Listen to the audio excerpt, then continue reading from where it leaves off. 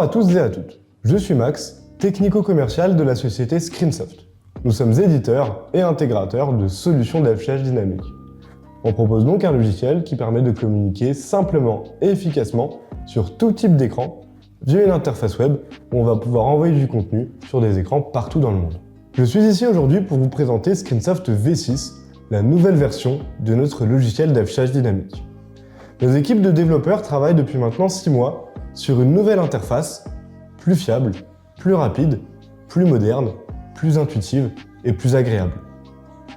Nous l'avons pensée pour être la plus simple à utiliser, tout en restant complète et exhaustive en termes de fonctionnalité.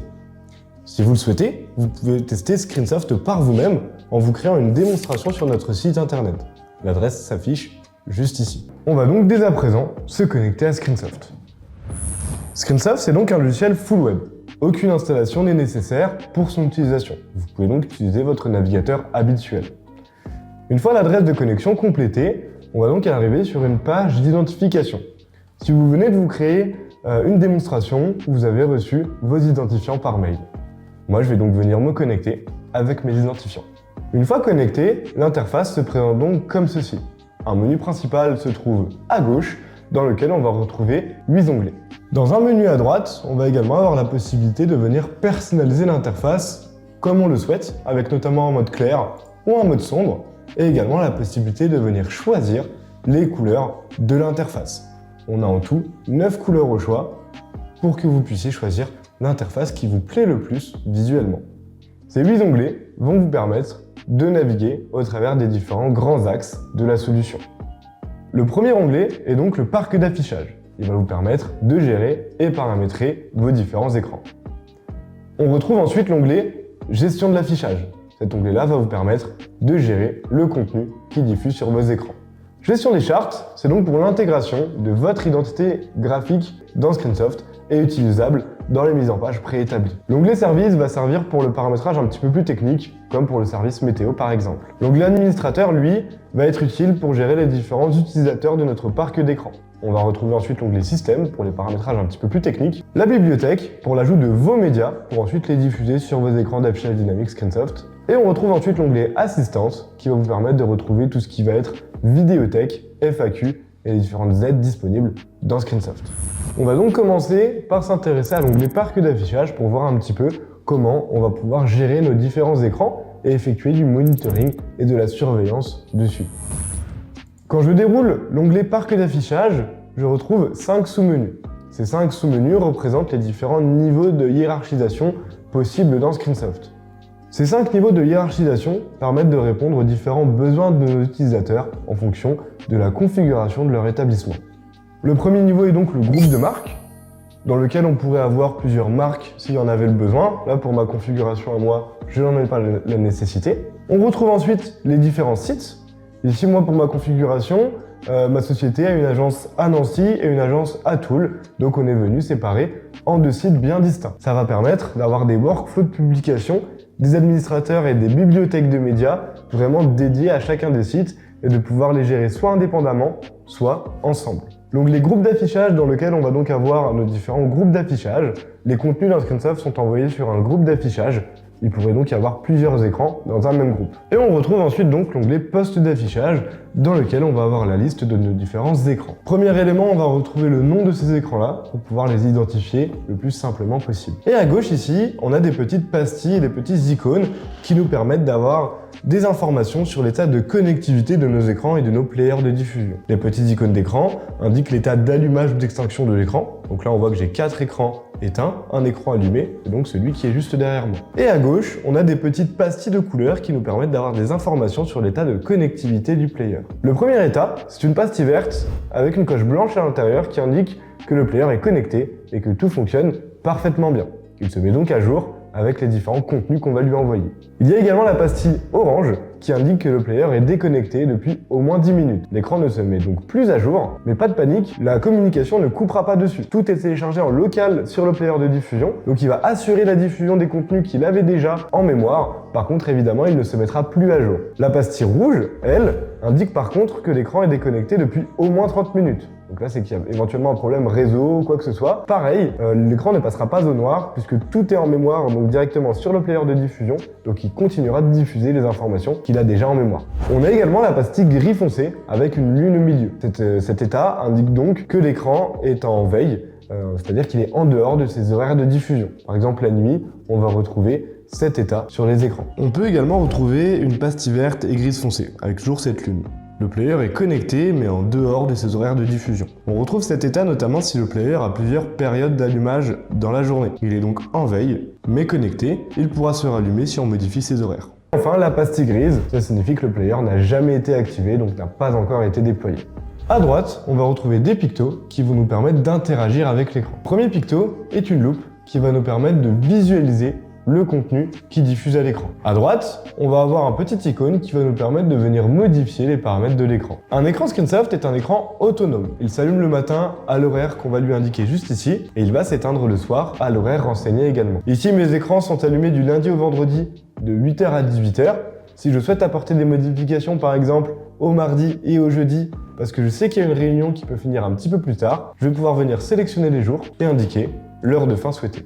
On a également la possibilité d'appliquer plusieurs périodes dans la journée pour un écran. C'est-à-dire que si je souhaite éteindre mon écran sur la période de midi, je vais aller paramétrer cet écran pour l'éteindre à midi, ajouter une nouvelle période et l'allumer de 14h et ensuite le rééteindre à 18h. On a également la possibilité d'appliquer des coupures vacances, par exemple si on souhaite éteindre nos écrans sur les congés d'été ou sur les congés d'hiver.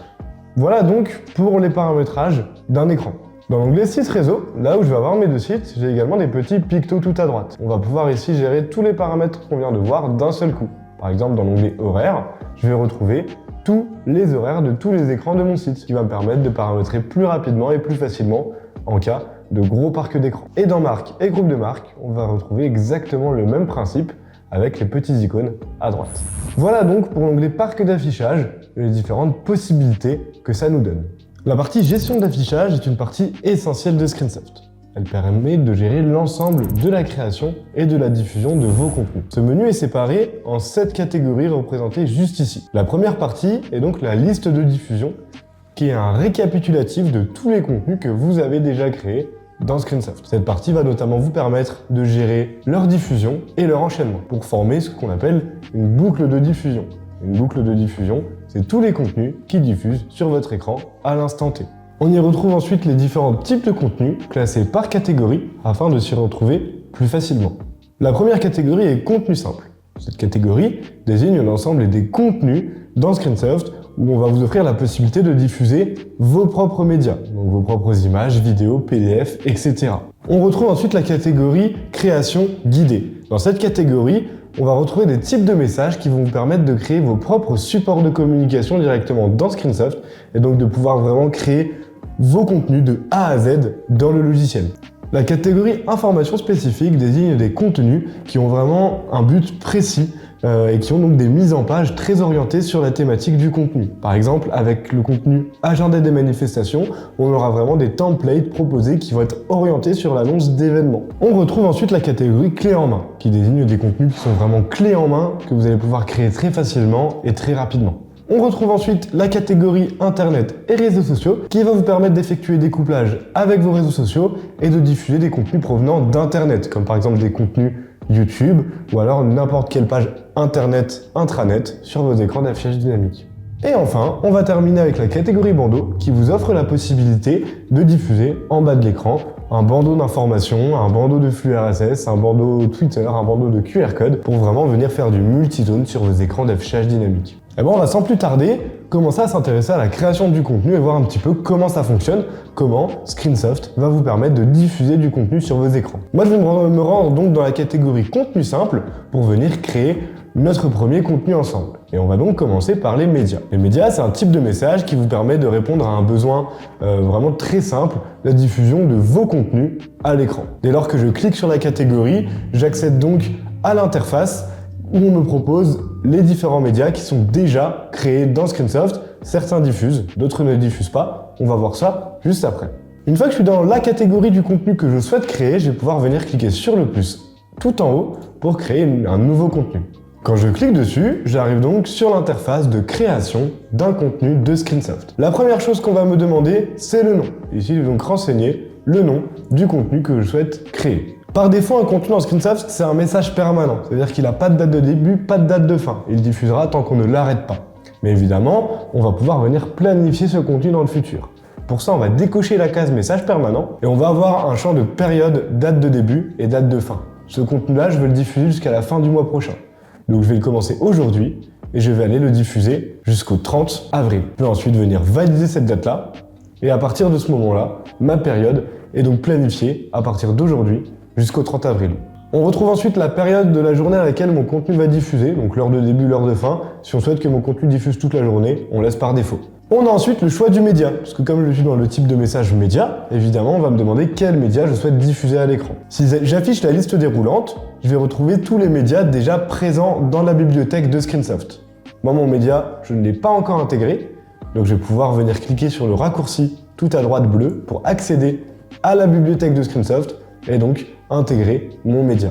Cette bibliothèque, elle est très simple à prendre en main, c'est exactement comme un explorateur de fichiers classique. Je vais donc cliquer sur Nouveau répertoire en haut à gauche pour créer un nouveau répertoire. Je vais venir le nommer Démonstration. Je vais ensuite pouvoir me rendre dans ce répertoire-là, effectuer un plus nouveau média et aller choisir un fichier sur mon ordinateur. Et là, directement, je vais aller chercher sur mon ordinateur le fichier souhaité. Je peux l'envoyer, court temps de chargement, l'opération s'est effectuée avec succès. Je peux donc sélectionner d'ores et déjà ma vidéo pour la diffuser sur mes écrans.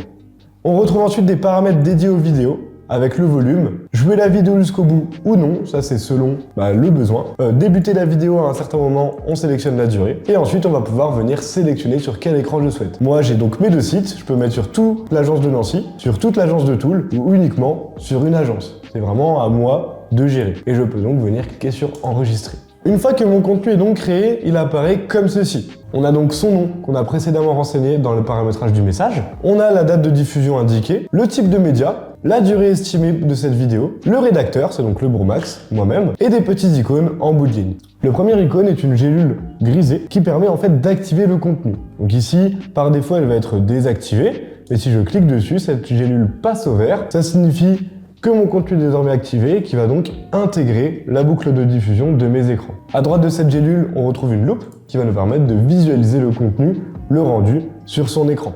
On retrouve ensuite une feuille et un crayon qui va nous permettre de venir modifier ce message si on souhaite apporter des modifications à la date de planification, aux médias, à la durée, etc.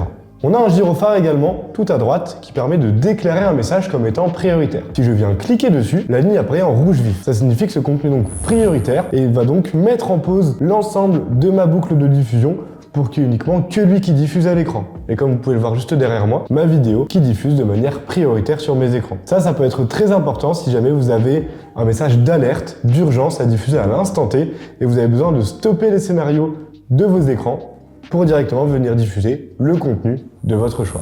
À droite, on retrouve trois petits boutons qui nous permettent d'accéder à d'autres actions possibles sur le contenu, avec notamment la possibilité de dupliquer, d'avoir des infos supplémentaires mais en mode lecture uniquement sur le contenu, et enfin de le supprimer si jamais on n'en a plus besoin. Voilà donc pour la création, la planification et la diffusion d'un contenu média à l'écran. Et l'avantage avec Screensoft, vous allez vous en rendre compte lors de cette vidéo, c'est que tous les contenus fonctionnent vraiment sur le même principe. Donc si vous maîtrisez ce type de contenu-là, vous allez également maîtriser toutes les autres créations. Ce sera exactement le même principe et la même manière de faire. Et c'est ce qu'on va tout de suite voir avec un contenu de la catégorie création guidée.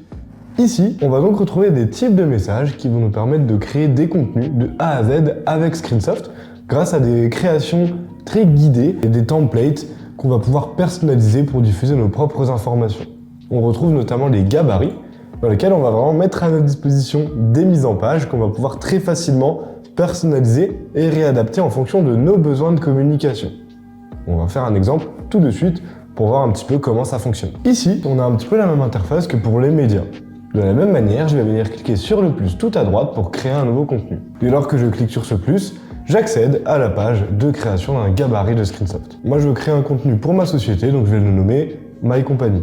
Les paramètres de prioritaire, message permanent, c'est exactement pareil que pour le type de message média. J'ai ensuite des paramètres de charte graphique que je vais laisser par défaut, et ensuite un choix de gabarit. Ce choix de gabarit, c'est là où on va choisir la mise en page que l'on souhaite pour nos contenus. on peut cliquer directement sur l'icône bleue en bout de ligne juste là pour venir prévisualiser nos différentes mises en page proposées. En cliquant dessus, on arrive donc sur notre écran de sélection de nos mises en page. Ici, les premières mises en page proposées récupèrent bien la charte graphique des écrans. Donc ça va bien reprendre l'identité graphique de votre établissement et les appliquer par défaut à chacune de vos créations. Moi, pour cet exemple-là, je veux diffuser la belle vidéo que j'ai diffusée dans les médias juste avant. Donc pour ça, je vais aller prendre un contenu qui met en avant le média, mais sur lequel je peux également ajouter un titre et un texte. Donc je ne vais pas m'orienter sur un contenu avec la charte. Je vais prendre par exemple le gabarit 69. Dès lors que je sélectionne la mise en page, j'ai directement l'outil de prévisualisation intégré à mon édition. Ça c'est assez intéressant, ça va nous permettre, dès lors qu'on va modifier le titre, le texte ou l'image, de venir actualiser l'animation avec le bouton dédié. Et juste en dessous, on retrouve mes différents champs de personnalisation. Je vais retrouver le champ de titre, où moi je vais nommer mon contenu par exemple My Company. Je vais retrouver le champ de texte, où ici je vais réécrire un petit descriptif de ma société. Une fois que j'ai complété mon titre et mon texte, je vais pouvoir choisir le média. J'accède à ma bibliothèque avec l'icône bleue et je vais directement aller chercher ma vidéo déjà intégrée. Elle est juste là, je peux donc la sélectionner. Une fois que cette vidéo est sélectionnée, je vais pouvoir personnaliser les couleurs et les adapter en fonction de ma charte graphique. Ici, j'ai pas pris de mise en page qui récupérait la charte graphique de mes écrans, mais je vais quand même avoir l'identité graphique de mon établissement représentée. Grâce aux couleurs, je vais pouvoir donc adapter mes couleurs en fonction de la charte de mes écrans. Une fois que mes paramètres sont donc complétés correctement, je vais pouvoir actualiser l'animation et dès lors que j'actualise, j'ai donc ma belle image de fond, mes couleurs qui se sont appliquées, mon titre et mon texte. Et à partir de là, je vais pouvoir personnaliser et continuer d'améliorer un petit peu cette création. Je peux par exemple changer la taille de mon texte, mettre des animations différentes. Si je veux mettre en avant une partie du texte qui me semble très importante, je vais pouvoir la surligner dans la couleur de mon choix. Si je souhaite modifier l'alignement, la taille, l'animation, c'est également possible. Et pareil sur mon média où je vais avoir des choix d'animation proposés. Donc avec le type de message gabarit, on a vraiment la possibilité de diffuser nos informations dans les mises en page que l'on souhaite, de les personnaliser comme on le souhaite, sans avoir besoin de compétences particulières dans le domaine du graphisme ou de l'informatique. On va vraiment pouvoir très facilement et très rapidement créer notre communication, sélectionner nos animations, nos couleurs, notre charte graphique de notre choix, et c'est ça qui est vraiment très intéressant avec cet outil-là, et en plus c'est vraiment rapide et joli à la fin. Mais on a voulu aller un petit peu plus loin avec ces gabarits-là, notamment avec l'intégration de l'intelligence artificielle. Cette intégration, elle va vraiment vous permettre d'être guidé et assisté dans la création de vos contenus et de vos visuels. On va voir un cas d'exemple tout de suite pour que vous compreniez vraiment l'intérêt de cette intégration. Prenons un exemple classique. Notre directeur de site arrive d'ici quelques minutes, mais on a oublié de créer le contenu sur les écrans de l'accueil pour lui souhaiter la bienvenue. Donc là, il faut être rapide, efficace, et c'est là où justement on va pouvoir compter sur l'IA et où ça va être assez intéressant. Ici, on va sélectionner un gabarit qui va nous plaire pour cette mise en page. Moi, je regarde un petit peu. Je vais choisir le numéro 87. Je vais indiquer en titre « Bienvenue au directeur » et ensuite, pour ce qui est du texte, je vais aller faire une demande à l'IA pour qu'elle me rédige un texte à ma place. Pour ça, j'ai le petit icône OpenAI dans les différents icônes de mon gabarit. Je peux donc cliquer dessus et rédiger directement ma demande à ChatGPT. Et directement, à partir de là, l'IA va pouvoir me générer un texte cohérent et pertinent pour mes écrans. J'ai donc mon texte et mon titre. Maintenant, il me manque l'image. Donc, je vais aller dans le choix du média. Et ici, je vais cliquer sur Média IA, tout en bas. Ici, on a le choix entre la génération d'une image et d'une vidéo. Moi, je vais vouloir générer une image. Je vais donc lui demander visuel d'accueil de mon directeur. Et directement, en quelques secondes, je vais avoir mon beau visuel pour pouvoir le diffuser à l'écran avec mon titre et mon texte. Je ferme cette fenêtre, j'adapte rapidement mes différentes couleurs à ma charte graphique. Et directement, mon contenu est prêt à diffuser. Et je peux directement l'envoyer sur les écrans de mon choix. Donc là, en l'occurrence, je vais l'envoyer sur le hall d'accueil de l'agence de Toul. Et donc on peut voir sur l'écran juste derrière moi que le contenu est arrivé très facilement, très rapidement sur mon écran avec les contenus rédigés par l'IA. Voilà en quoi l'IA va vraiment révolutionner l'expérience de création de contenu au sein de Screensoft et pourquoi c'est vraiment très intéressant. En quelques secondes, j'ai créé mon visuel, mon contenu, mon texte à partir de l'IA, très facilement, très rapidement, et dans des cas d'urgence où on n'a pas beaucoup d'inspiration, ça peut vraiment nous sauver la vie. Voilà donc pour les types de messages qui guident vraiment la création et qui vous permet de diffuser votre communication dans les mises en page de votre choix. Et on retrouve également ici dans la catégorie clé en main des types de messages dits automatiques. Des types de messages automatiques, c'est des types de contenus qui vont récupérer leur contenu directement sur Internet. On va avoir besoin de les initialiser une première fois, mais ensuite ils seront autonomes dans leur mise à jour de contenu et donc dans l'alimentation en contenu de mes écrans. Ici, on peut par exemple s'intéresser à la météo pour diffuser les prévisions météorologiques. Je vais donc cliquer sur le type de message météo et ici, même opération que précédemment, on va cliquer sur le plus pour créer un nouveau contenu. On va venir nommer ce contenu prévision météorologique ou météo comme on le souhaite. Date de diffusion, période, je vais laisser tout ça par défaut. Moi, je veux que mon contenu soit en permanence sur mes écrans. Ensuite, on va donc pouvoir choisir la mise en page de cette météo dans la liste déroulante correspondant au gabarit d'animation. Dans tous les types de contenus de Screensoft, on va proposer des templates différents pour que vous puissiez choisir finalement celui que vous préférez. On pourrait choisir un fond évolutif selon la saison qui évolue donc tout seul en fonction des saisons ou un fond personnalisé comme on le souhaite. Moi, je vais partir sur le fond évolutif selon les saisons. Et ensuite, on retrouve la ville pour météo locale. Ici, les écrans Screensoft sont localisés. Moi ici j'ai 2 agences, une à Nancy, une à Toul. Chaque écran de chaque agence, c'est où il se trouve. Donc il va diffuser la ville de météo dans laquelle il est installé. Donc je peux laisser par défaut ville de chaque écran. Je vais sélectionner tous mes écrans et je peux directement venir enregistrer. Et ici on constate que finalement le logiciel a appliqué les paramètres que je lui ai demandé et a construit le message météo en fonction de ce que je souhaitais. Ici on est encore en hiver, donc on a ce petit fond d'hiver, la météo de Nancy pour l'agence de Nancy.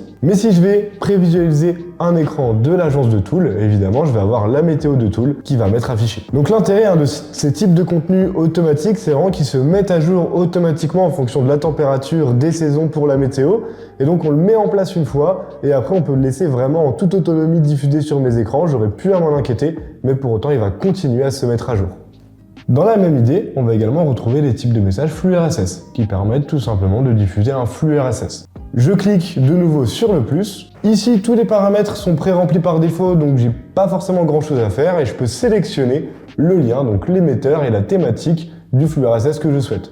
Il y en a pas mal qui sont déjà proposés dans Screensoft, mais si j'en veux d'autres, je peux évidemment en diffuser d'autres. Ensuite, on peut donc sélectionner nos écrans. Moi, je vais le mettre en salle de pause et au réfectoire uniquement, puisque c'est un contenu plutôt secondaire. Et une fois qu'on le visualise, on va donc avoir les dernières news qui vont s'afficher à l'écran et qui vont se mettre à jour automatiquement au fil de la journée pour avoir les dernières actualités à l'écran. Et donc on a d'autres contenus dans Clé en main qui vont vraiment permettre d'être 100% autonome et de se mettre à jour tout seul, comme le cours de la bourse, etc. Et on a également d'autres contenus assez intéressants, comme par exemple le quiz, qui permettent d'initialiser un quiz dans Screensoft et de le diffuser avec des questions aléatoires à chaque fois sur l'écran. Donc on a nos quiz un petit peu classiques, on va dire, sur nos catégories préétablies, où on a plus de 60 000 questions pour le réfectoire, etc. Ça peut être très intéressant. Mais on a également la possibilité de venir créer des quiz via IA. Ça peut être vraiment pertinent pour faire un quiz sur la thématique de notre choix. Je vais donc pouvoir venir enregistrer, et dès lors que j'enregistre, je vais arriver sur ma page de création de mon quiz via IA. Dans les thèmes, je vais donc pouvoir compléter avec les thèmes de mon choix le nombre de questions que je souhaite et ensuite je vais pouvoir cliquer sur générer les questions pour générer directement mon quiz et pouvoir le diffuser sur mes écrans. Et donc ils vont à chaque fois diffuser de manière aléatoire dès que le quiz va arriver dans la boucle de diffusion. Et donc tous ces contenus-là sont vraiment faits pour avoir une boucle de diffusion toujours complète, toujours à jour, avec des informations toujours pertinentes, même quand la société a moins de communication à faire par elle-même. On a ensuite donc dans l'information spécifique des contenus vraiment orientés sur des communications bien précises avec des templates dédiés. Par exemple, on va retrouver des comptes à rebours, si on regarde rapidement, qui permettent d'annoncer des événements d'une manière un petit peu plus agréable, de manière un petit peu différente que ce qu'on connaît, et donc de générer des comptes à rebours. Pour la création, c'est très simple, on sélectionne simplement le titre, la description, on va venir évidemment sélectionner le gabarit que l'on souhaite, la date de l'événement, et ça va nous générer des comptes à rebours. Et de cette manière-là, on a pas mal de contenu vraiment sur des thématiques très ciblées, comme l'agenda des manifestations. Si on visualise ce contenu, on va avoir donc un visuel orienté vraiment sur l'annonce d'événements, le message code QR pour diffuser des codes QR et les générer directement à partir de Screensoft, la signalétique pour réaliser de la signalétique digitale dans mon établissement sur mes écrans d'affichage dynamique Screensoft, ça peut être également très intéressant. Et donc tous ces contenus sont vraiment orientés pour répondre à des besoins bien précis, bien spécifiques, et c'est pourquoi on vous met à disposition des templates qui y répondent et qui sont simples à utiliser et simples à prendre en main. On va retrouver également les couplages réseaux sociaux dans la catégorie Internet et réseaux sociaux qui vous permettent d'éviter la double saisie d'informations et de diffuser les contenus que vous postez sur vos réseaux sociaux sur vos écrans d'affichage dynamique. On a par exemple le contenu X, Facebook et Instagram, on va retrouver Pinterest, YouTube, Dailymotion.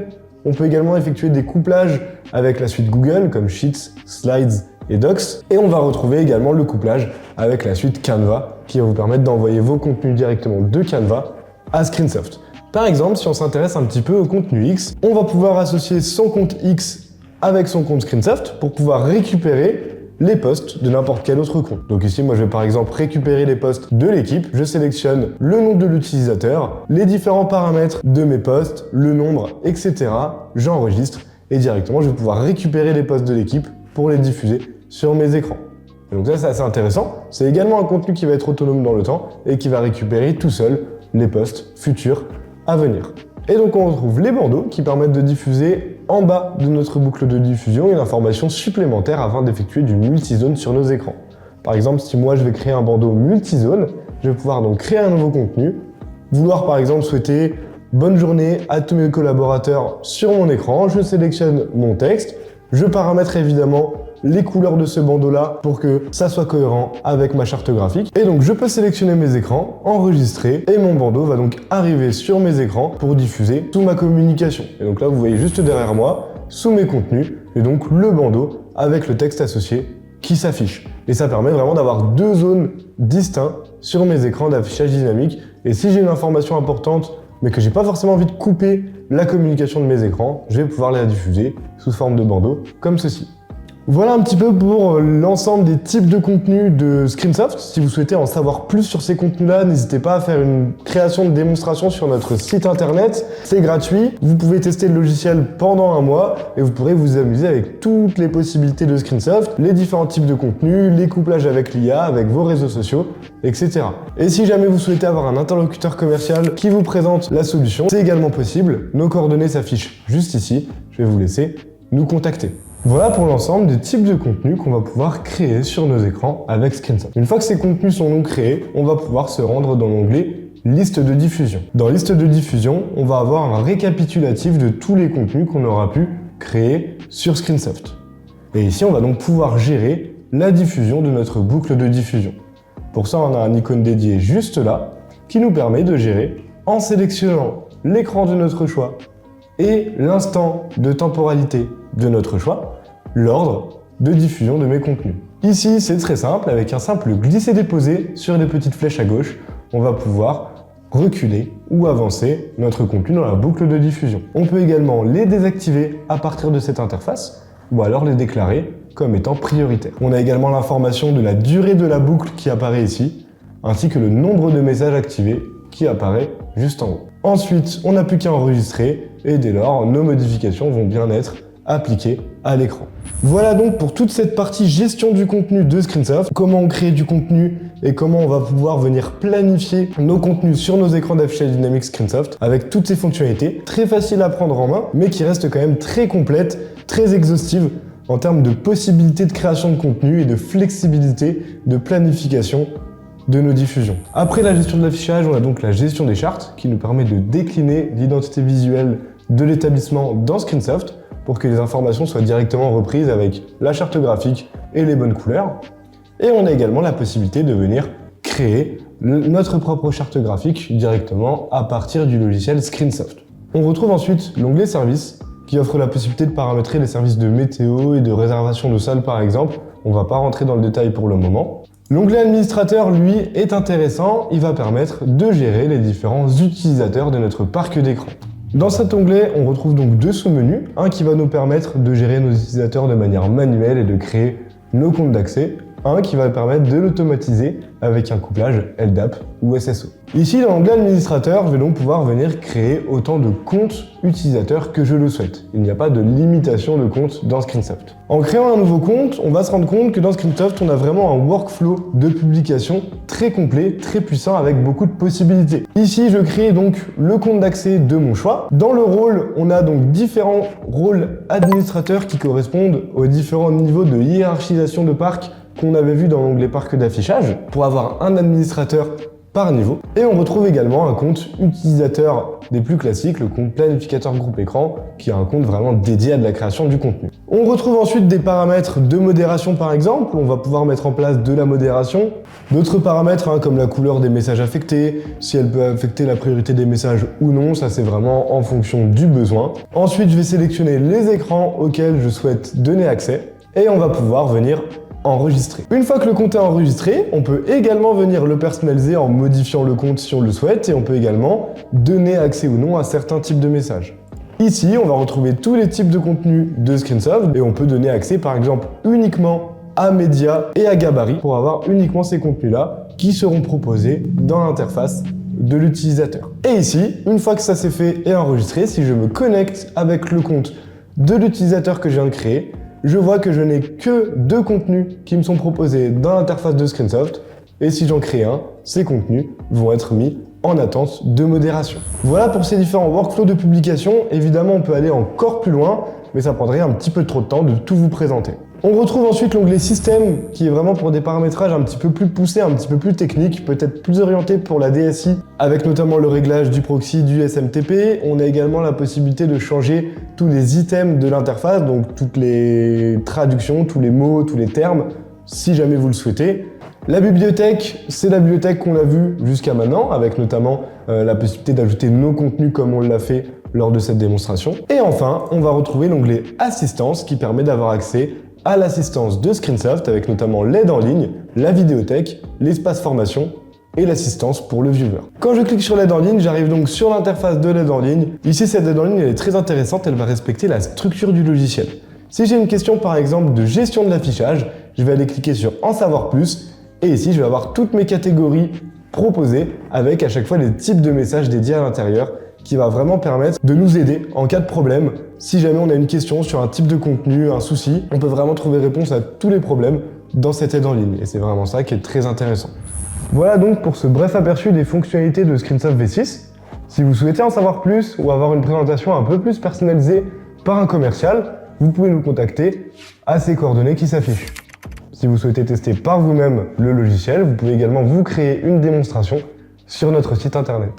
Merci pour le temps accordé au visionnage de cette vidéo. Je vous souhaite une bonne fin de journée à vous et à bientôt peut-être.